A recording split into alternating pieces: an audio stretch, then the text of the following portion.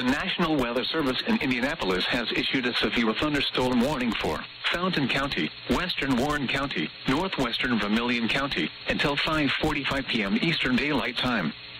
At 5:05 p.m. Eastern Daylight Time, a severe thunderstorm was located over Oakwood, or 8 miles southwest of Danville, moving east at 45 miles per hour. Expected hazards include 60 miles per hour wind gusts and half-dollar-size hail. This is a radar-indicated threat. The following impacts are expected. Hail damage to vehicles is expected. Expect wind damage to roofs, siding, and trees.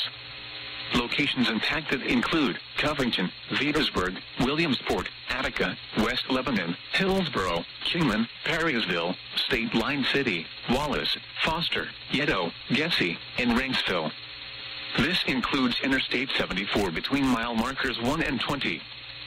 For your protection, move to an interior room on the lowest floor of a building. Repeating, a severe thunderstorm warning has been issued until 5:45 p.m. Eastern Daylight Time for the following counties in Indiana: Fountain, Vermilion, and Warren.